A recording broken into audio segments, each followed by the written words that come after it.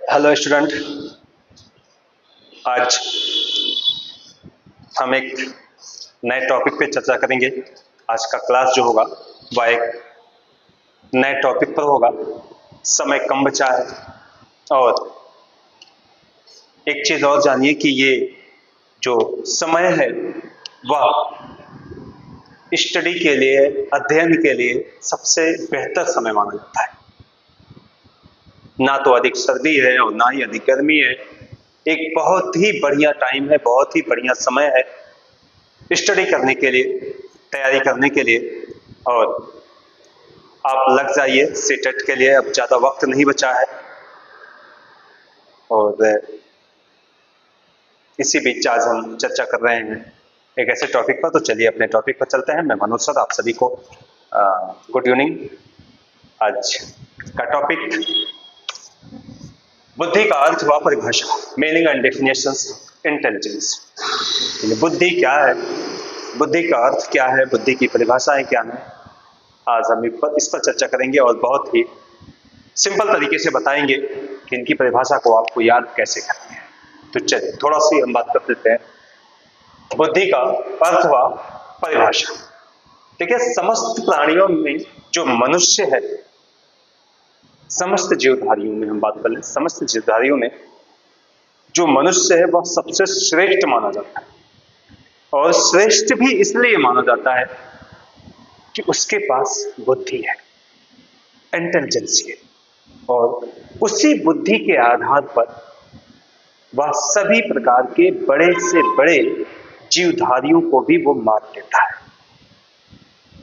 ठीक है, तो बुद्धि की वजह से ही वह बुद्धिमान प्राणी कहलाता है, सबसे श्रेष्ठ कहलाता है। विद्यार्थियों की शिक्षा पर बुद्धि का प्रत्यक्ष प्रभाव पड़ता है। प्रायः यह कहते हुए सुना जाता है कि अमुक व्यक्ति अधिक प्रखर बुद्धि वाला है तथा अमुक अत्यंत मंद बुद्धि वाला है। अर्थात यह सत्य है कि बालकों की मानसिक योग्यता में भिन्नता पाई जाती है। बुद्धि एक ही गुण ना होकर अनेक गुणों का क्या है, समुच्चय। ठीक है, लेकिन बुद्धि क्या है, इसका स्वरूप क्या है, इसका आशय क्या है, इनके उत्तर के संबंध में हम प्राचीन काल से विचाराधीन प्रक्रिया है, विचाराभाव भी है। और आज तक यह मनोवैज्ञानिकों व शिक्षाविदों के लिए वाद विवाद का विषय बना हुआ है कि आखिर बुद्धि क्या है या बुद्धि किसे कहते हैं। ठीक, तो चलिए हम बुद्धि की बात करते हैं। इसकी कुछ परिभाषाएं देख लेते हैं। प्राचीन काल में बालक जिसमें कंठस्थ करने की योग्यता थी, बुद्धिमान समझा जाता था। अगर हम प्राचीन काल की बात कर लें, वैदिक काल की बात कर लें, तो बुद्धिमान प्रायः उसी व्यक्ति बालक को कहते थे जिसमें कुछ याद करने की क्षमता होती थी, जिसमें कुछ कंठस्थ करने की क्षमता होती थी, कुछ वो याद कर लेता है, तो उसी को हम बुद्धिमान प्राणी के रूप में जानते हैं, बुद्धिमान समझा जाता है। किंतु वर्तमान में इस प्रत्यय को अस्वीकार किया गया। इसके प्रत्यय को समझने में अनेक कठिनाइयों का सामना करना पड़ता है। बुद्धि के स्वरूप व मापन में व्यापक अनुसंधान कार्य हुए, परंतु समस्त मनोवैज्ञानिकों में किसी सर्वमान्य परिणाम पर नहीं पहुंच सके, क्योंकि बुद्धि को प्रत्यक्ष देखा नहीं जा सकता। अप्रत्यक्ष रूप से ये चीजें हमारे सामने उपस्थित होती है, बल्कि उसके प्रभावों के द्वारा ही हम उसके स्वरूप की व्याख्या कर सकते हैं। अतः विभिन्न मनोवैज्ञानिकों ने बुद्धि को विभिन्न दृष्टिकोण से परिभाषित किया। अब हम उनकी परिभाषाओं की बात कर लेते हैं कि परिभाषाएं क्या है। ठीक है, सबसे पहले हम बात बंकिंघम की करना है। बंकिंघम साहब ने बुद्धि को कैसे परिभाषित किया, देखिए। बंकिंघम की परिभाषा है, इंपॉर्टेंट है। बुद्धि सीखने की योग्यता है। सिंपल सी बात है, बुद्धि को हम सीखने की योग्यता मानते हैं। ये किसने कहा था? ये बंकिंघम साहब ने कहा था। काल्विन के अनुसार एक व्यक्ति उतनी बुद्धि को रखता है जितना कि उसे नवीन परिस्थितियों से समायोजन करने के लिए सीखा जा सके। ठीक है, या सीख सकता है, यानी प्रत्येक व्यक्ति उतनी ही बुद्धि रखता है। काल्विन कहते हैं कि प्रत्येक व्यक्ति के पास उतनी ही बुद्धि होती है जिससे वह नवीन परिस्थितियों में अपने आप को समायोजन स्थापित कर ले। ठीक। गाल्टन साहब क्या कहते हैं, इंपॉर्टेंट परिभाषा गाल्टन साहब की है, बुद्धि पहचानने तथा सीखने की योग्यता है। बुद्धि क्या है, पहचानने तथा सीखने की योग्यता है, यानी रिकॉग्नाइज एंड लर्निंग मानते हैं कौन, ये गाल्टन साहब। गाल्टन साहब का मानना है कि बुद्धि जो है पहचानने और सीखने की एक योग्यता के रूप में देखा जाता है। ठीक है, बात आप डियर बॉर्न साहब की कर लीजिए। डियर बॉर्न क्या कहते हैं, बुद्धि सीखने का अनुभव से लाभ उठाने की क्षमता है, यानी बुद्धि सीखने तथा अनुभव से लाभ उठाने की क्षमता को कहा जाता है। बुडरोक क्या कहते हैं, 1942 में इन्होंने अपनी परिभाषा दी थी, क्षमता अर्जित करने की को प्रायः बुद्धि की एक योग्यता के रूप में देखा जाता है। क्षमता अर्जित करने, अगर हमें किसी कार्य को करने की क्षमता है, हम किसी समस्या के समाधान करने की क्षमता रखते हैं, तो प्रायः वो क्या, वो उसी को बुद्धि माना जाता है। ठीक है, और अगली हम बात कर लेते हैं नेक्स्ट। देखिए परिभाषाएं इसकी बहुत इंपॉर्टेंट है, परिभाषा ही अक्सर एग्जाम वगैरह में मिलेगा।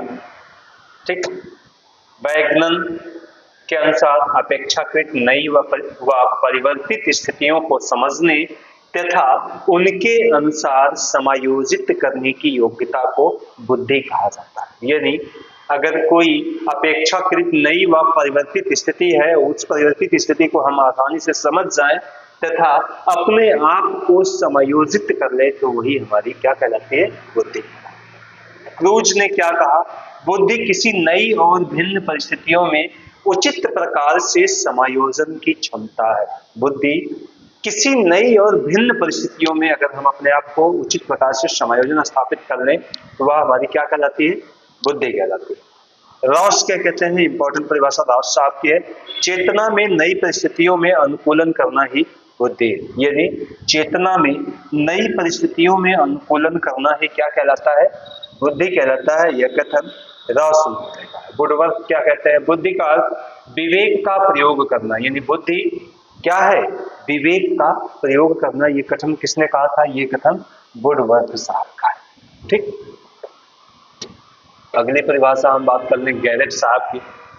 गैरेट क्या कहते हैं, यानी बुद्धि ऐसी समस्याओं को हल करने की योग्यता है जिनमें प्रतीक के प्रयोग की आवश्यकता हो, और जैसे शब्दों, अंकों, रेखाचित्रों आदि को समझ जाए। यानी कोई व्यक्ति अगर किसी समस्याओं को हल करने की योग्यता रखता है, चाहे वो गणितीय समस्या हो, चाहे वो अंकीय समस्या हो, चाहे वो शाब्दिक समस्या हो, ठीक, चाहे वो किसी भी प्रकार का समीकरणीय समस्या हो, यदि वो इस तरह की समस्याओं के समाधान करने की क्षमता रखता है, तो प्रायः उसको क्या कहा जाता है, बुद्धि के रूप में देखा जाता है। ठीक, अगली परिभाषा टर्मन साहब का देख लीजिए, इंपॉर्टेंट परिभाषा है। टर्मन कहते हैं बुद्धि अमूर्त चिंतन की योग्यता है। यानी बुद्धि क्या है, अब्स्ट्रैक्ट थिंकिंग है। Intelligence is the ability to do abstract thinking, यानी अमूर्त चिंतन की योग्यता है क्या, बुद्धि। ठीक, इसके बाद हम एक और परिभाषा वेस्लर साहब की देखें, ये भी इंपॉर्टेंट परिभाषा के रूप में देखा जाता है। वेस्लर साहब की परिभाषा देखिए, बुद्धि व्यक्ति की उन सब व्यापक योग्यताओं व क्षमताओं का एकीकरण है जो उसकी क्रियाओं को उद्देश्य पूर्ण बनाती हैं, उसकी विचार प्रक्रिया को तर्कसंगत बनाती हैं तथा वातावरण का सामना करने में उसके व्यवहार को प्रभावशाली बनाती हैं। ये कथन किसका है, ये वेस्लर साहब का कथन है। वेस्लर साहब का कथन इंपॉर्टेंट कथन के रूप में देखा गया। यानी फिर से देख लीजिए, बुद्धि व्यक्ति की उन सभी व्यापक योग्यताओं व क्षमताओं का एकीकरण है जो उसकी क्रियाओं को उद्देश्यपूर्ण बनाती हैं, उसकी विचार प्रक्रिया को तर्कसंगत बनाती है तथा वातावरण का सामना करने में उसके व्यवहार को प्रभावशाली बनाती है। ठीक, इसके बाद हम बुद्धि की विशेषता, ठीक है, बुद्धि की विशेषता देखिए। एक चीज और देखते चलिए कि ये जो हम प्रायः बुद्धि की बात कर रहे हैं, बुद्धि की विशेषता की बात कर रहे हैं, एक चीज तो आप जानिए कि बुद्धि शब्द, यानी जो बुद्धि शब्द है वह दिया किसने था, बुद्धि शब्द का प्रथम प्रयोग किसने किया था? ठीक, ये भी चीजें जानना जरूरी है। यानी बुद्धि शब्द का प्रथम प्रयोग किसने किया था? तो फ्रांसिस गाल्टन ने। ठीक है, फ्रांसिस गाल्टन ये बुद्धि शब्द का प्रथम प्रयोग किए थे 1885 के करीब। ठीक है, कब किए थे? 1885 में बुद्धि शब्द का प्रथम प्रयोग फ्रांसिस गाल्टन ने किए थे। ये 1885 में किए। ठीक है, अभी हम कुछ और चीजें बताएंगे, बहुत ही इंपॉर्टेंट चीजें होंगी। एक निचोड़ बताएंगे, एक ऐसा ट्रिक बताएंगे जिससे आप आसानी से बुद्धि की परिभाषाओं को याद कर सकते हैं। हमेशा के लिए वो बना रहेगा। चलिए आगे देख लेते हैं, फिर हम बताते हैं। ठीक है, इसकी विशेषता की बात करें, बुद्धि की विशेषता। ठीक, बुद्धि की विशेषता क्या है? यानी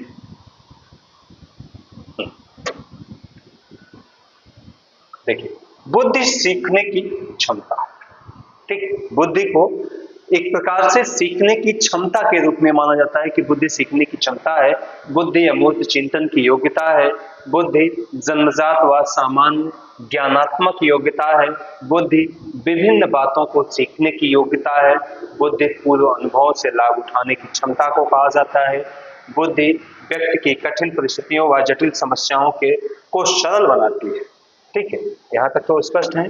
बुद्धि की विशेषता अगर आ जाए, प्राय एग्जाम वगैरह में मिल जाते हैं इस तरह की बुद्धि की विशेषता है या बुद्धि की विशेषता नहीं है, तो हमें प्राय ये चीजें याद रखनी होंगी कि बुद्धि की परिभाषा क्या है, बुद्धि की विशेषता क्या है। बुद्धि सीखने की क्षमता है, बुद्धि अमूर्त चिंतन की योग्यता है, बुद्धि जन्मजात व सामान्य ज्ञानात्मक योग्यता है, बुद्धि विभिन्न बातों को सीखने की योग्यता के रूप में देखा जाता है, बुद्धि पूर्व अनुभवों से लाभ उठाने की योग्यता के रूप में माना जाता है, बुद्धि में व्यक्ति कठिन परिस्थितियों और जटिल समस्याओं के समाधान की क्षमता। ठीक, ये एक विशेषता के रूप में देखा। ठीक, इसके बाद अगली विशेषता के रूप में अगर हम बात कर लें तो बुद्धि पर वंशानुक्रम व वातावरण का प्रभाव पड़ता है। गाइस, ये चीजें इंपॉर्टेंट हैं। बुद्धि पर वंशानुक्रम व वातावरण का प्रभाव पड़ता है, यानी कुछ ना कुछ उसके वंश परंपरा का और कुछ न कुछ वहां के एनवायरमेंट का, दोनों का उस पर प्रभाव होता है।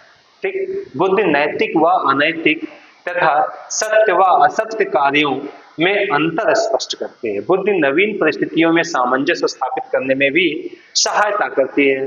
बुद्धि तर्क संगत होती है। ठीक, या तर्क संगत चिंतन है। बुद्धि द्वारा ही व्यक्ति अनेक उद्देश्यपूर्ण क्रियाएं करता है। तो ये तो उसकी एक विशेषता है, बुद्धि की विशेषता। ठीक, अब हम बुद्धि के प्रकार की बात कर लें। ठीक, तो बुद्धि के प्रकार यानी बुद्धि मूर्त बुद्धि, अमूर्त बुद्धि, सामाजिक बुद्धि या इस तरह से चीजें। ठीक है ना? देखिए, चलिए ये चीजें तो एक प्रकार से हम परिभाषा की बात करते हैं, बाकी प्रकार की बात चर्चा हम नेक्स्ट करेंगे। ठीक है, बाकी एक चीज और जानिए कि आप जो है कैसे बुद्धि को परिभाषित करेंगे, या कौन सा ऐसा ट्रिक होगा, कौन सा ऐसा सिस्टम होगा जिसके आधार पर आप आसानी से बुद्धि को परिभाषित कर सकते हैं। तो कुछ ऐसे मनोवैज्ञानिक हैं जिनकी परिभाषाएं हमने निकाली हैं और उसी मनोवैज्ञानिक की परिभाषाएं अक्सर एग्जाम वगैरह में मिलती हैं, तो उसी को हमने एक ट्रिक के रूप में तैयार किया है। आप चाहें तो आसानी से उसको याद कर सकते हैं। ठीक, देखिए